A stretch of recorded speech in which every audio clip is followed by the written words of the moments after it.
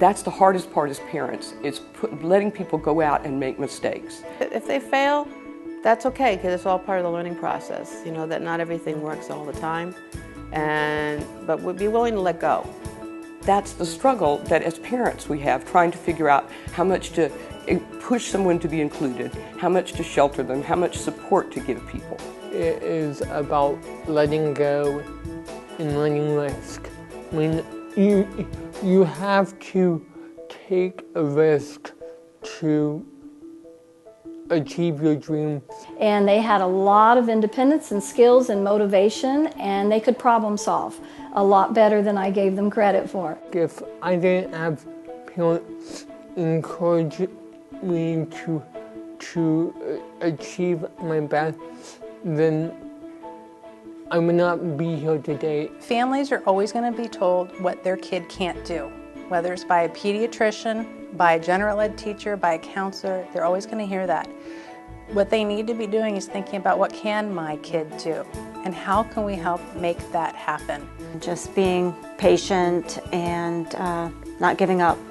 It's easy to get caught up with the demands and the stresses and the IEP meetings and the doctor's appointments and just life, that you kind of forget and it creeps up on you. All of a sudden your kid's turning 22 and they're about to age out of the system, but have you stopped and talked about what the future could and should be? Give them lots of responsibilities at home. Make them do chores. Expect it from them. Be involved in the IEP meeting. If the families and the students show up for all the IEP meetings, it helps a lot. If the teachers, the job coaches, and the families are all on the same track. You know, being heavily involved with the IEP, have voc rehab come to your IEP meetings after age 14.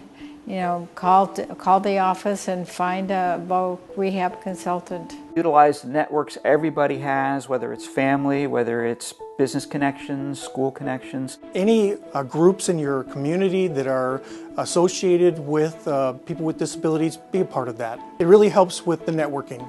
Let them know that you're an informed parent and you know what to expect from the system. And the advice that I always give to family members is, please remember that you're not going to be around forever. So you need to start from the very beginning, helping your son or daughter to live without you being around. This is their life, and their life is determined by the choices they make. And they have the right to figure out what it is they want to do for living, for where to live, how to live, what sort of home, what sort of job. And all those decisions are theirs to make. But with that comes great responsibility. What are age-appropriate expectations socially? What are age-appropriate expectations in the community? We need to have high expectations. Do your sons and daughters make choices for themselves? Their life isn't really confined to, you know, television, video games, and the classroom environment. Be able to advocate for themselves, be able to express their needs, their desires, their wants, their dreams, and their capacities to others. An adult with a disability is an adult. A child with a disability grows into an adult who happens to have a disability, but they're not a perennial child who wants to be nor should be treated as a child. Fear of letting go is perfectly natural. Let the student call me. Don't you call me, let them call me. Let them keep in touch with me and not do it for them so they learn that level of independence. Dare to have dreams of possibilities for your sons and daughters. Be really creative and be open to what's possible. Your son or daughter can go to work and earn money and not lose their Social Security benefits. So Social Security has wonderful work incentives so that people can go to work and maintain their benefits, which they need. And once they know that wages are going to be reported and that, yes, the Social Security check may diminish, but they're going to have more in their pocket based on cash that they're getting on their job, that usually alleviates a lot of their worries. Find services for your child as early as possible. APD, you need to be linked up with APD as soon as you know that your child has a disability so you can get on the wait list. So that when a person is ready to graduate, hopefully they will be on the waiver by that time.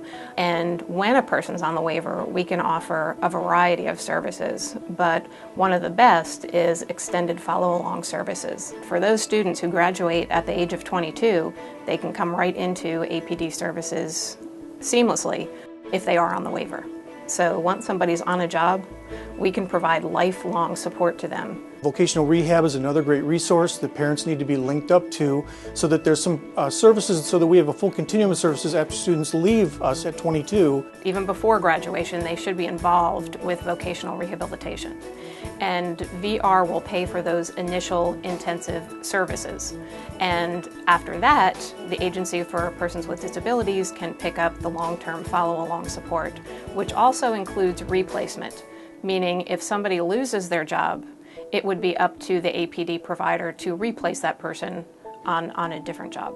Keep coming back to what you would do with your typical kid in terms of trying to provide as many different opportunities to see the kinds of things where they excel. There are no limitations other than limitations that we place.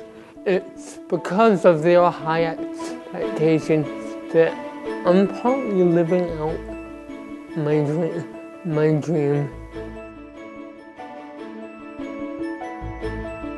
We invite you to view the employment success stories included on this DVD.